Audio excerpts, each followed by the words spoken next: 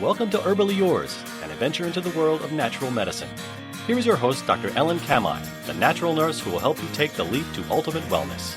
Greetings. Thank you so much for joining me, Ellen Kamhi, the natural nurse, for another edition of Herbally Yours, right here on the voice of Nassau Community College, 90.3 WHPC. Herbally Yours brings you the latest information about the many facets in the world of natural living. Today, we are so happy to invite as our guest Dr. Stephen Sinatra. He is a fellow of the American College of Cardiology and American College of Nutrition and a certified nutrition specialist.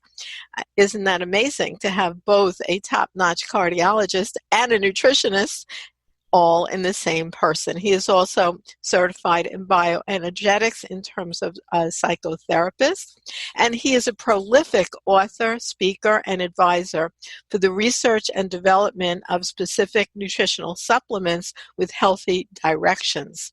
Dr. Sinatra is the best-selling author of more than 24 books, including The Great Cholesterol Myth, Reversing Heart Disease Now, the CoQ10 Phenomenon, Heart Sense for Women, the Sinatra Solution, and Metabolic Cardiology, and has also contributed to numerous peer-reviewed medical journals, including JAMA, and has been on media such as CNN, MSNBC, and the Dr. Oz Show.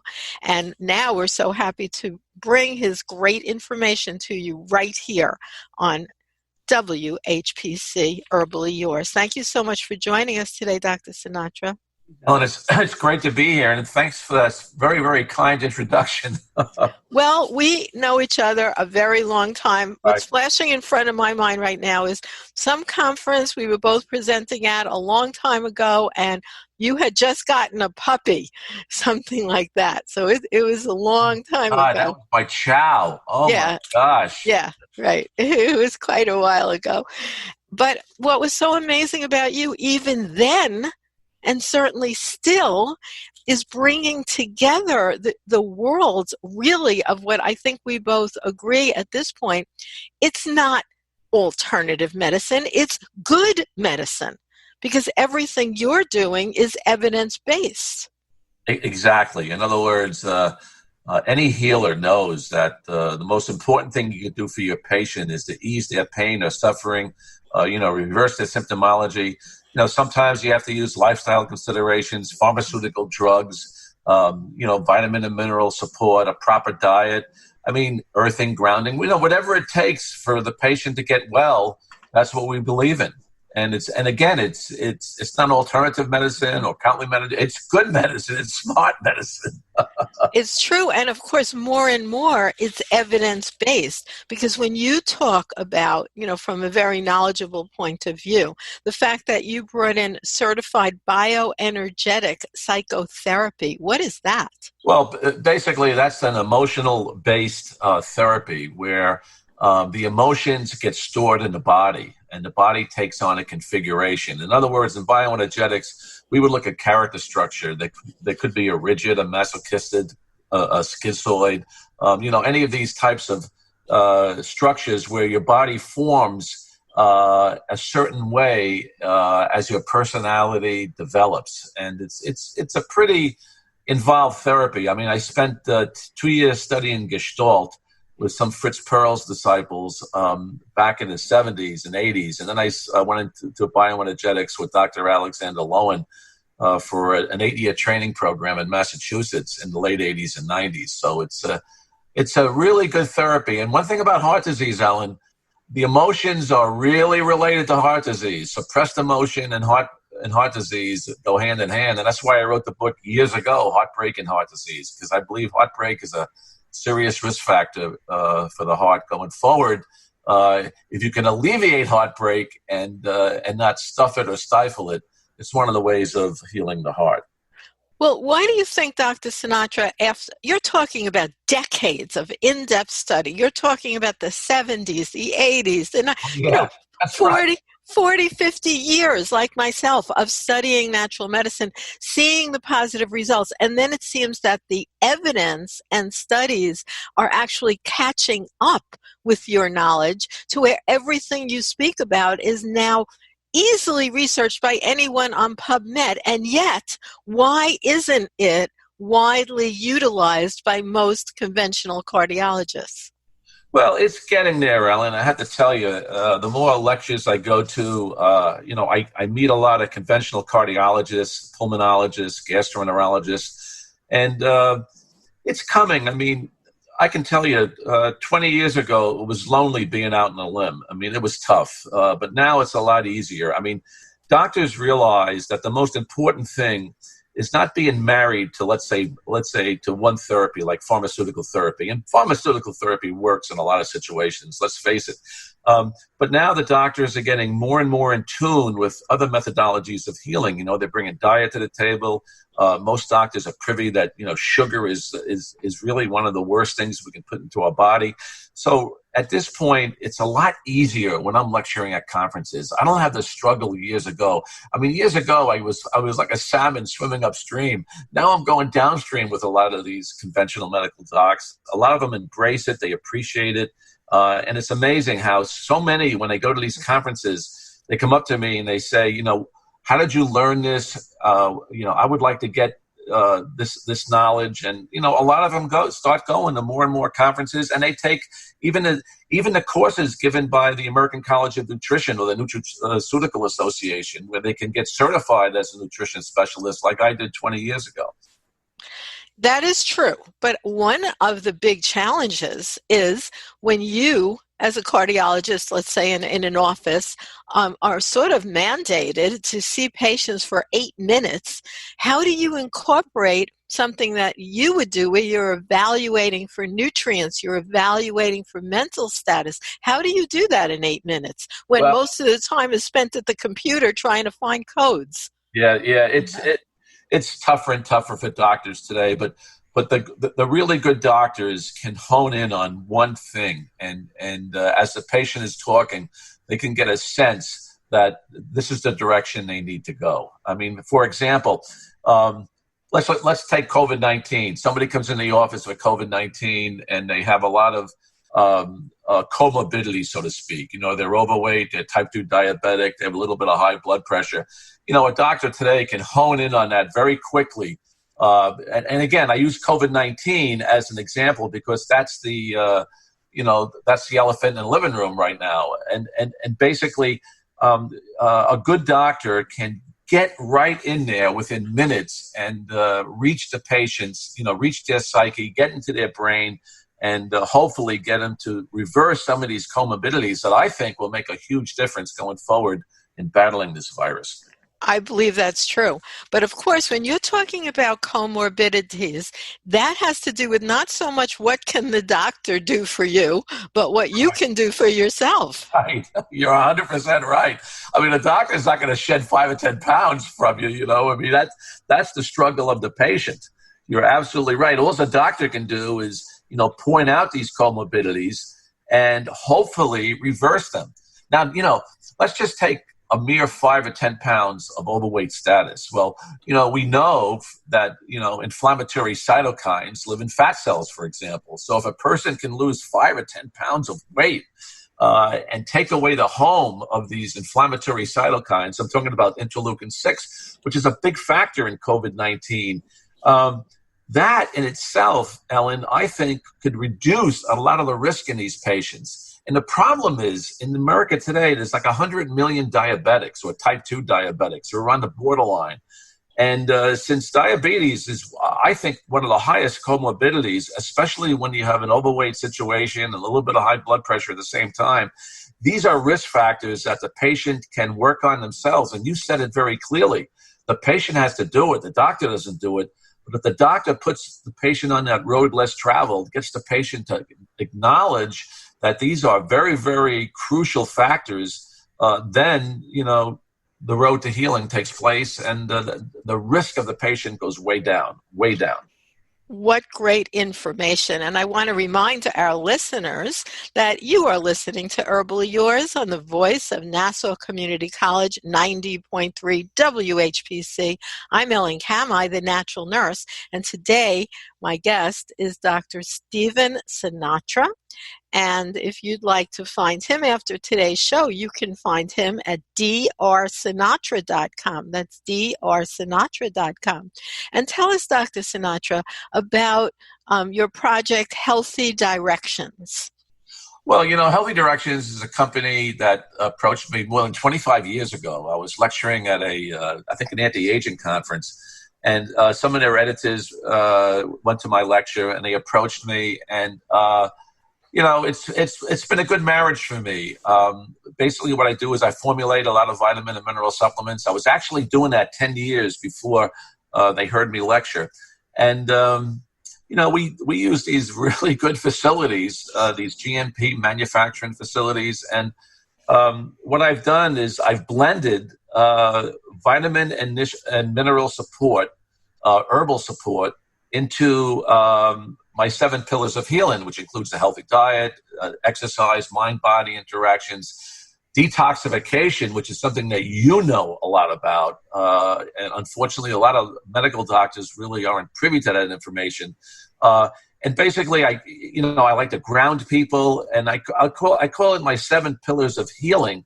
And Healthy Directions has been very supportive in getting my message across. So I really have to acknowledge them in doing that. They have a great management team. I have to tell you, I'm thrilled with it. And having been there more than 25 years, I've seen a lot of people come and go. But right now, that organization, their machinery is well greased, and they're doing an outstanding job in getting vital information out to the public, while giving the public really excellent vitamin and mineral varietals at the same time. So I would say that you are the person who I would ask questions about CoQ10, because there's so much information out there about, should everybody use it? How much should you use?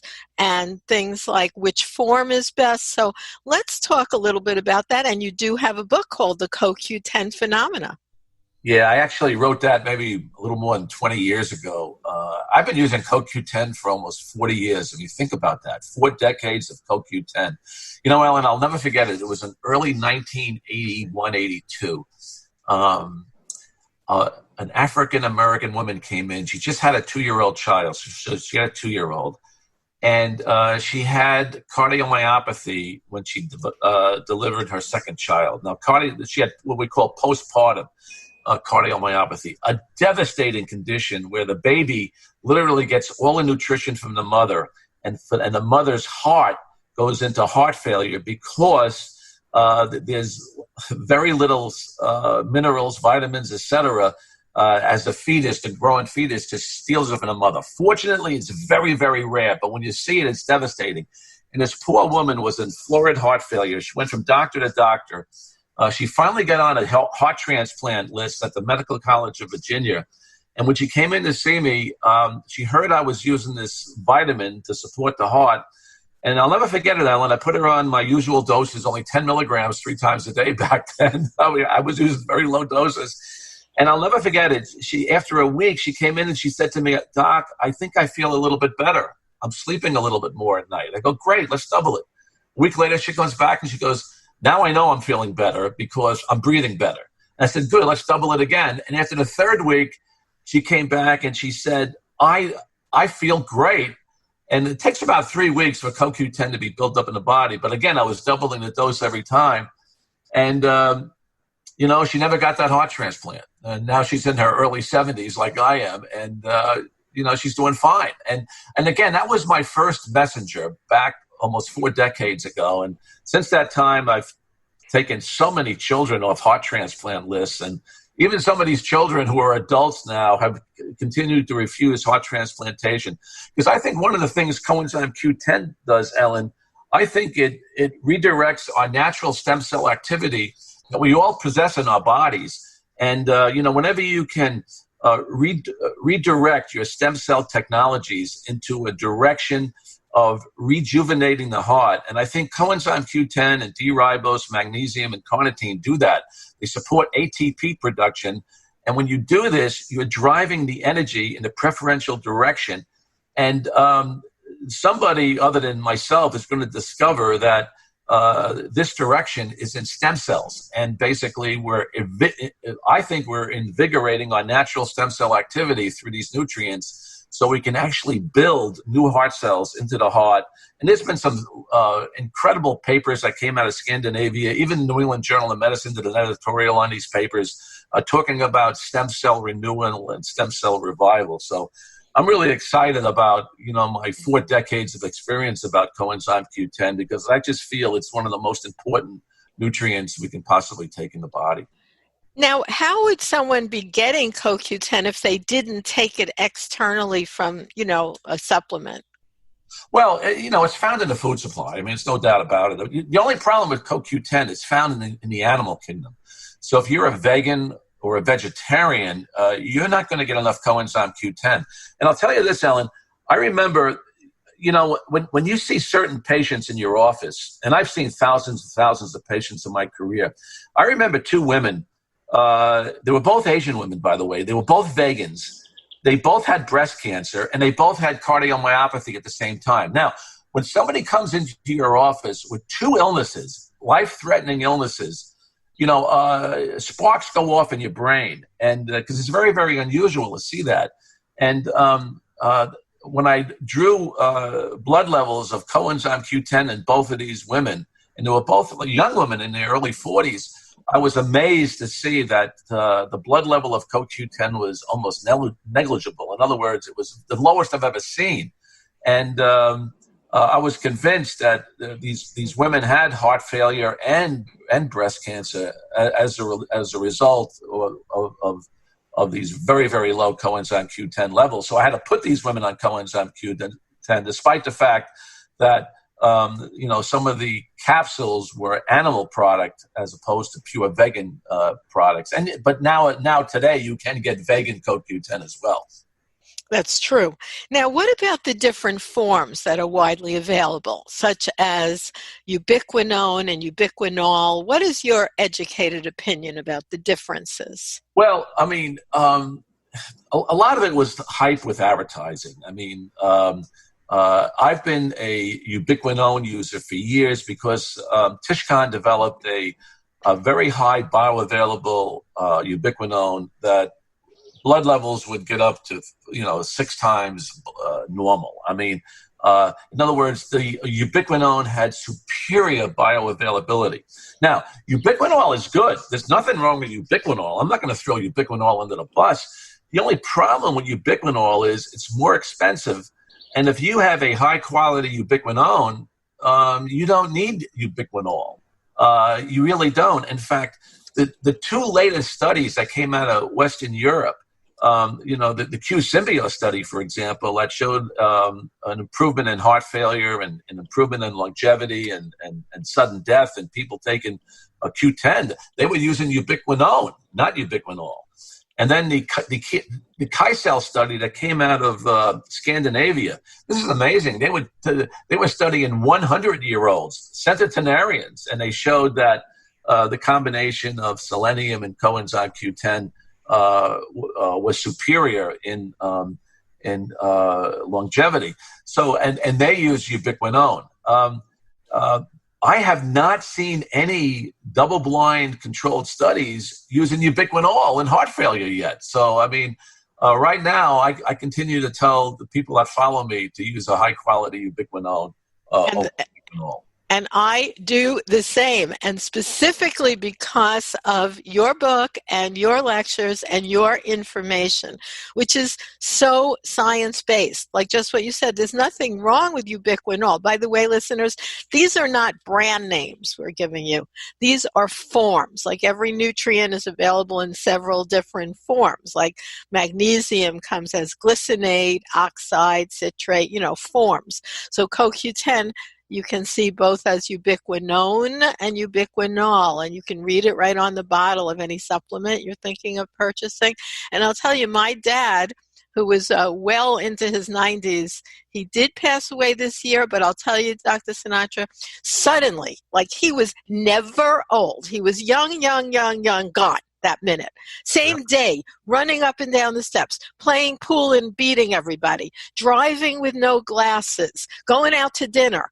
You know, that's the way to go. Come home, goodbye. You know, no wheelchair, no suffering, no aging. He was like a very young man at 94.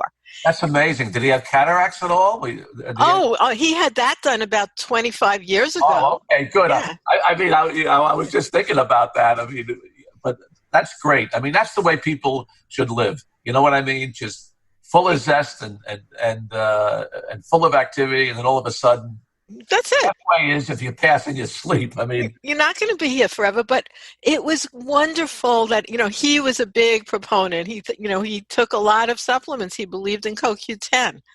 And he asked me, so he was so happy when I said, Dad, you could definitely get by with ubiquinone, because why pay the extra money? The science doesn't support spending the extra money. And that was directly from you.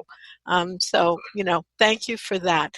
Now, in terms of COVID, and let me just remind our listeners that we are listening today to Herbally Yours right here on the Voice of Nassau Community College, 90.3 WHPC. I'm Ellen Kamhi, the natural nurse, and my prestigious guest today is Dr. Stephen Sinatra, and you can find him at drsinatra.com, and also facebook.com, Sinatra MD, etc. Lots of YouTube stuff with Dr. Sinatra where you can hear his words of wisdom directly.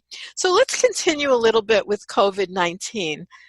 Dr. Sinatra, you actually have a place where our listeners could get a copy of a paper that you co-authored on personal nutrition for COVID-19.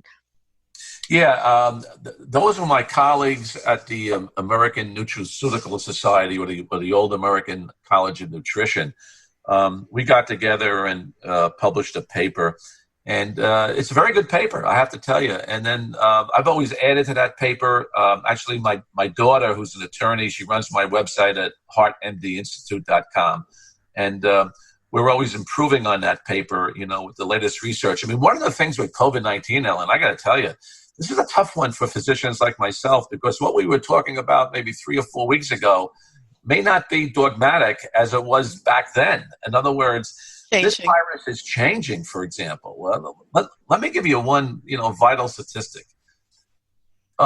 Weeks ago, they were saying that heat and humidity will neutralize the virus. And now I'm in Florida right now, and right now we have a resurgence of cases, which is going against what was spoke about, several weeks ago.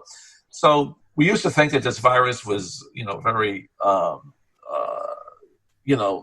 the survival rate of the particles with heat and humidity would be drastically reduced, but we're not seeing that right now. So there's something about this virus that's very, very tenacious. And I think the most important thing that we're going to learn going forward is retrospective analysis, which means, when we look at survivors, when we look at people, when we look at comorbidities, what works, what doesn't work. And we're going to study that. Actually, it's happening now, but when this first wave is over, I think we'll have a lot of ammunition in our guns going into the second wave, where we're going to learn a lot from this wave, and hopefully the second wave or the third wave won't be as traumatic as this wave, because this is a unbelievable learning experience for the medical profession. I mean, think of it. We were putting people on ventilators early when the blood gases were showing very, very low oxygen saturation. Then we were putting people on their stomachs instead of their backs, and using ventilatory support at a later date. I mean, so many things doctors are doing to change. And you know what? That's important, because the most important thing about a doctor, especially in intensive care or a CCU doctor like myself years ago, is you have to adapt to emergencies very, very quickly. And what you thought about was working maybe a few weeks ago, if it's not working now, you got to adapt and try new things in your methodologies, because the most important thing is getting the patient well. And whatever works, works. And that's the key. I think that's excellent. So, Dr. Sinatra, in terms of remdesivir, I looked it up because that's a pharmaceutical that they're now saying has some promise in terms of its antiviral action. Do you know the starting material is Ribose? And what do you think of just taking Ribose perhaps as a supplement rather than, waiting all the way till it's made into remdesivir? I don't know, but I do. But I have a lot of experience with Ribose. I know you do. See, remember, Ribose is the center of the ATP molecule. And when doctors talk about chi energy or prana or breath of God or any of that stuff, that's our chi, that's our ATP. So to me, it makes sense that whenever you bring ATP to the table, like in those patients I was talking about, those children who had cardiomyopathies, when I was using ATP supporting ingredients, I thought the ATP supporting ingredients were literally maybe messaging with what we call exosomes in the body, which are like little messages, or cytokines, which talk to stem cells. So, ATP, I think, is going to be vital in going forward, and it may be instrumental in this virus as well. So I don't know. I think research is going to pan that out. But these drugs, whether you're talking about hydroxychloroquine or remdesivir, or even something as simple as zinc, for example. Some of these things can be, very useful in this virus going forward. We just got to figure it out. Well, thank you so much for all that fantastic input in our show today, Dr. Sinatra. Please let our listeners know what's the best way to find out more about you and all the information that you're sharing all the time. Oh, well, I mean, certainly, drsinatra.com is my website at Healthy Directions. HeartMDInstitute.com is an informational website. I got a ton of information on there. I have a food website called Vervana, VERVANA.com. As you know, Ellen, I'm a big believer in olive oils and the Mediterranean diet. I think the Mediterranean diet is really cool because more 100-year-old people live in the Mediterranean basin, and they just passed, by the way, Okinawa for longevity. So that's kind of interesting. And I've always felt that the anti-inflammatory aspects or the gene reversing, the pro-inflammatory gene reversing aspects of olive oil play a significant role in longevity. So I'm excited about, a lot of the things I'm doing, and I'm indebted to Healthy Directions because they really support me in my research. And Healthy Directions did some incredible research on Ubiquinol, and they're a good organization to work with. So I'm proud to be with them. Well, thank you so much for being our guest today, Dr. Stephen Sinatra. And thank you, listeners, so much for joining us once again to listening to Herbally Yours, produced in the studios of 90.3 WHPC, Nassau Community College, Garden City, New York. For more information, send us an email at whpc@ncc.edu. This is your host, Ellen Kamhi at naturalnurse.com, inviting you to join us again next week for another edition of Herbally Yours. Until then, stay healthy.